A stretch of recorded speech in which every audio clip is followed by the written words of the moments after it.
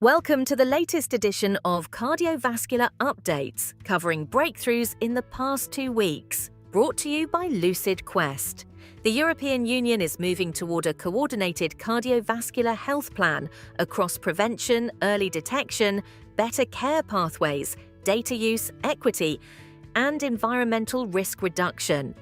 Actions highlighted include Jacadi implementation, tighter air quality limits, heat health plans, and regulation of nicotine products.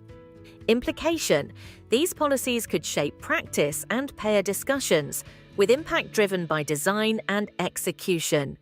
Relief Cardiovascular completed the first in-human implant of a pressure-guided active valve in the vena cava within a feasibility study in Georgia. The system pairs continuous hemodynamic sensing with adaptive decongestion therapy, aims to reduce preload and improve renal vein flow in diuretic-resistant heart failure, and syncs data to the cloud nightly.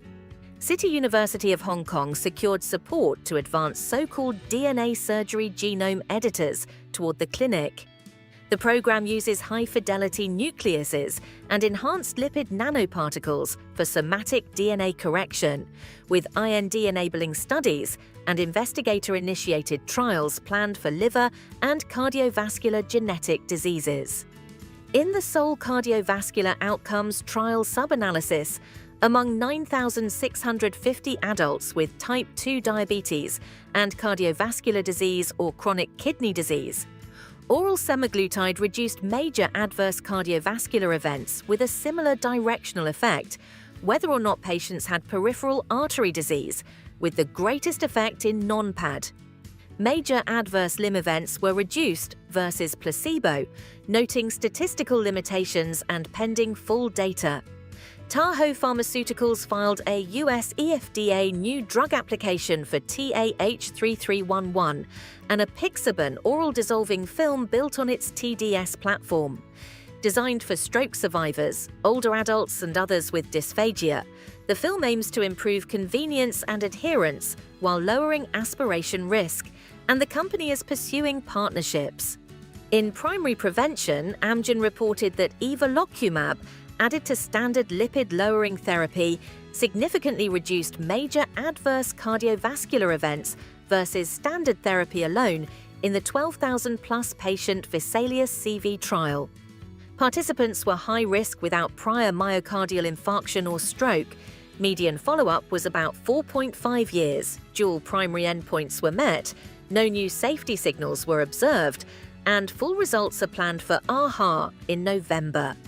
The FDA cleared first-in-human testing of UCLA's ENPP, one targeting monoclonal antibody, ADNP1, to enhance tissue repair after injury. The academic program, supported by public funding, reported preclinical efficacy in mice and non-human primates, and seeks to modulate energy pathways to aid regeneration in the heart and other organs. AstraZeneca announced that Baxdrostat met the primary endpoint in the Bax24 Phase 3 trial in resistant hypertension.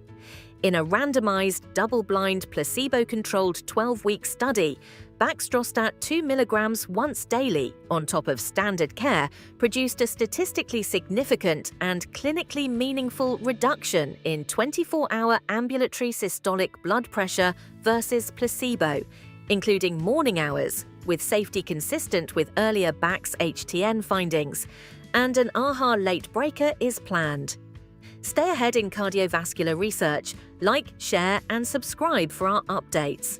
Visit lqventures.com or email us at info@lqventures.com for expert